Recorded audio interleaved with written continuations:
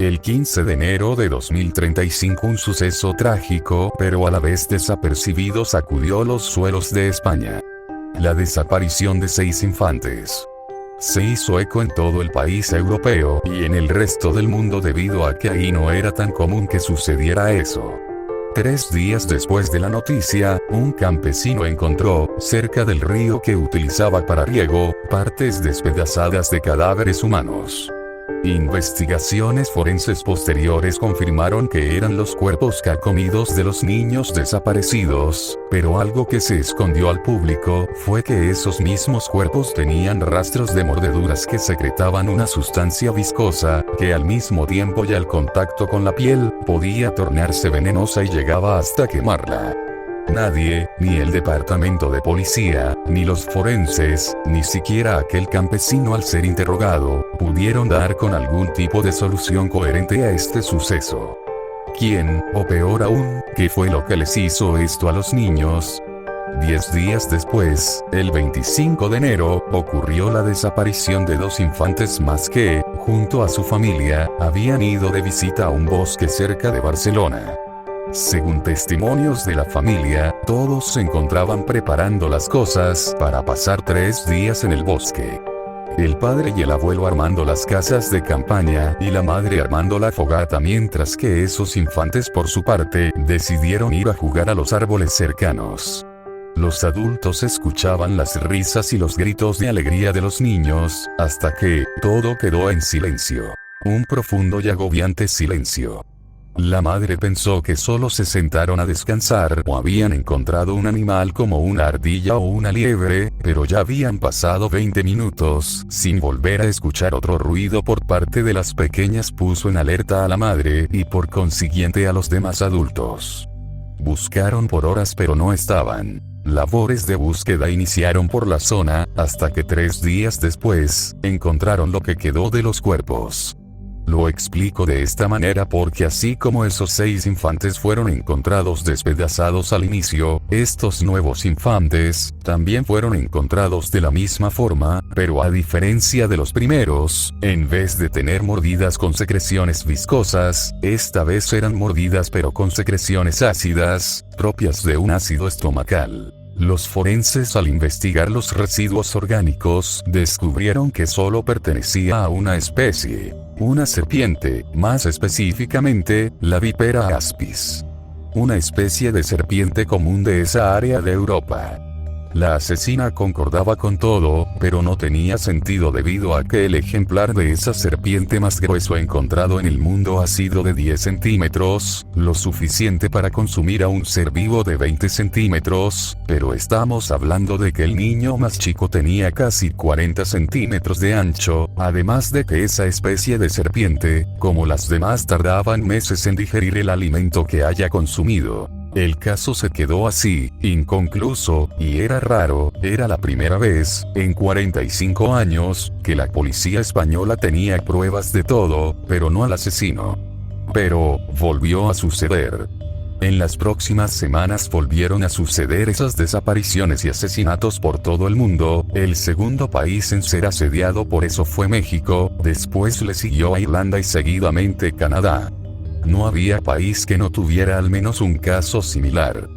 Todos y cada uno de los casos eran iguales. Los cadáveres fueron encontrados en una condición parecida a cadáveres carcomidos o mórdidos secretando alguna sustancia. Los primeros casos en España se tomó la posibilidad de que algún asesino en serie cometía estos actos como forma de terrorismo para el país, pero en el momento que todo el mundo reportó lo mismo, se supo que esto iba más allá de un simple loco que quería ver al mundo arder por una psicopatía que solo él entendía. La ONU junto con las agencias gubernamentales y policiales, el 24 de diciembre a las 12 horas, firmaron el Acuerdo de Guardavidas Mundial, AGM. Todos los países, incluyendo aquellos no anexados a la ONU, firmaron el acuerdo. Públicamente se dio a conocer 4 horas más tarde. Era evidente que las autoridades del mundo no tenían control de la situación. Desde aquel día, y gracias a ese acuerdo, a ninguna persona de ningún país se le permitía salir de su hogar. A cambio se le otorgaba alimento y cosas de necesidad básica para no generar descontento social. Gracias a esto, los casos de desapariciones y asesinatos se redujeron de forma significativa, pero a costa de la salud mental de la población, la cual conllevó a otro serio problema. La gente se hartó. Una guerra civil mundial se desató. Cientos de miles de personas perecieron por eso. Debido a esto, la poca economía mundial que se mantenía cayó y por consiguiente los gobiernos en países no desarrollados o en desarrollo también, lo que provocó que la ciudadanía quedaran a su suerte, sin nadie que pudiera abastecerlos, solo quedaron en pie los países que eran potencias pero poco después se dieron a la AGM que para ese punto se había vuelto una organización con ideas anarquistas y totalitarias, que sorprendentemente tenían muy buena organización. El 17 de septiembre de 2036 empezó la verdadera era oscura en el mundo. La sociedad civil y la AGM fueron testigos del surgimiento de aquellos seres que trajeron toda esta desgracia mundial. El primer avistamiento fue en México por un escuadrón de la AGM conformado por 14 hombres. Se dirigían en un autobús robado a la central ubicada en Yucatán, cuando algo golpeó fuertemente el autobús volcándose a medio camino. Debido a que eran cerca de las 2 de la mañana y con luz de luna inexistente, nadie de ese escuadrón pudo visualizar quién o que los habían atacado. Todos los soldados se pusieron a cubierto, y solo 2 de reconocimiento recorrieron el área, manteniéndose informados por medio de radios, para no levantar la voz y así poder mantener un perfil bajo. Era normal que la gente atacara a escuadrones con la posibilidad de obtener armas y suministros, pero ese día todo fue extraño. En cierto punto de la operación de reconocimiento, los 2 soldados fueron atacados por lo que ellos describieron seres altos y muy fornidos. Todo el escuadrón informó a la central, que estaba ubicada a 10 kilómetros, la situación. Todos fueron atacados a excepción de un solo hombre que escapó y corrió a la central, dejando a su equipo a la deriva, con lo que sea que terminó con la vida de todos ellos. En central perdieron contacto. Después de 4 horas de haber tenido la última señal de vida de ese escuadrón, trataron de restablecer comunicaciones pero era inútil, hasta que los sensores perimetrales detectaron una señal avanzando directamente a la base. Un escuadrón de reconocimiento fue al encuentro de esa señal y encontraron a aquel soldado. Al ser interrogado no respondía nada, solo miraba a un punto fijo y repetía una y otra vez: ellos nos atacaron, esas bestias no eran humanos.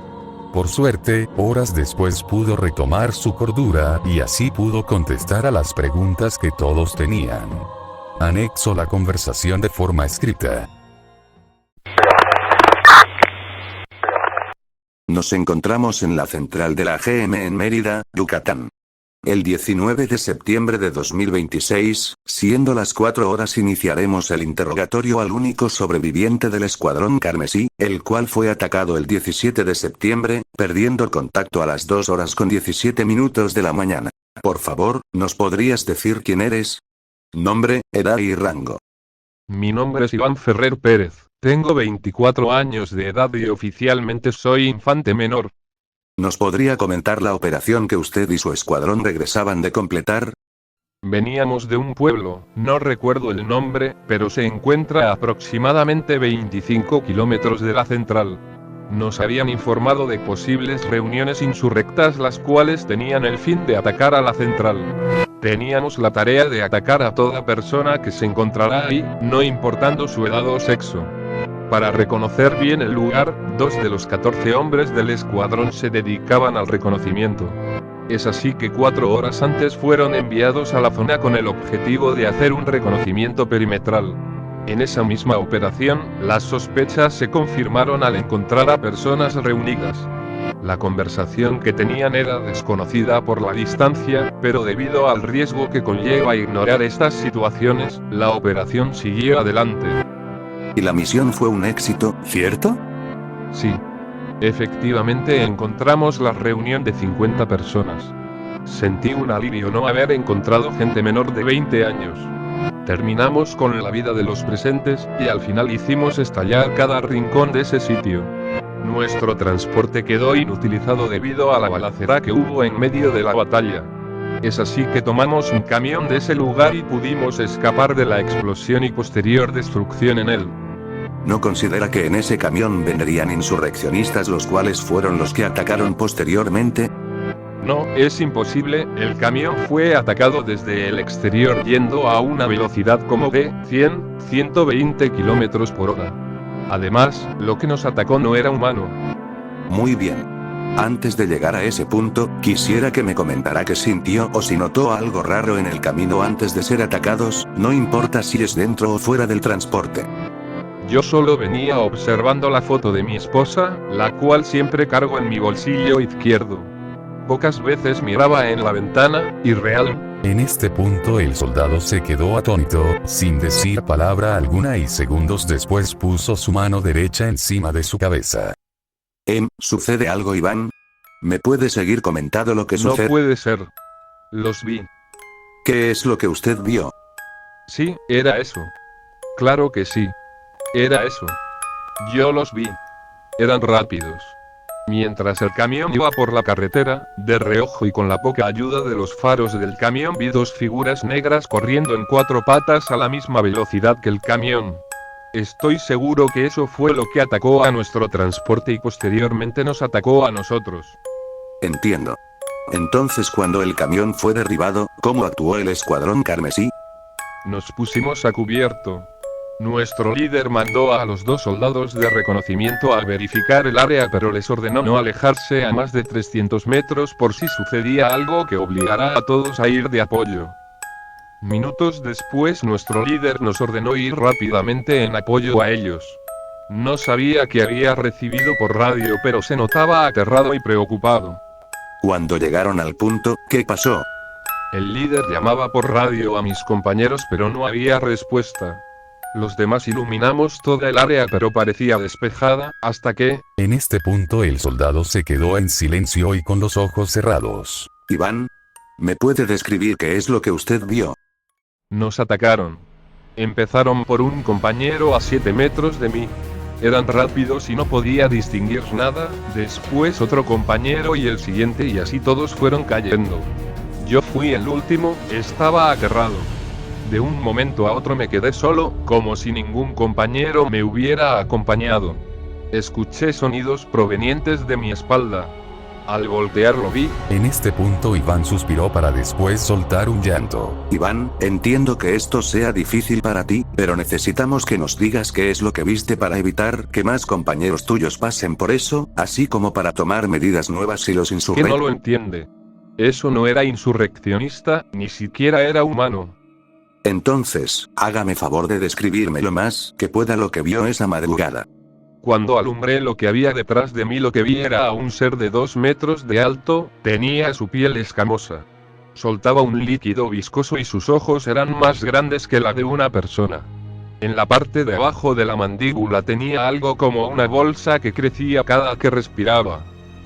Me tomó del brazo y sacó una lengua muy larga de su boca que puso sobre mi cabeza. Empezó a jalarme dentro de su boca, pero me sujeté rápidamente a un árbol que tenía al lado mío. Tomé una granada incendiaria. Me solté del árbol e iba rápidamente en dirección a su hocico, pero antes de eso le metí aquella granada. Se incendió rápidamente, y corrí sin parar hasta aquí. El entrevistador y el soldado guardaron silencio por 40 segundos.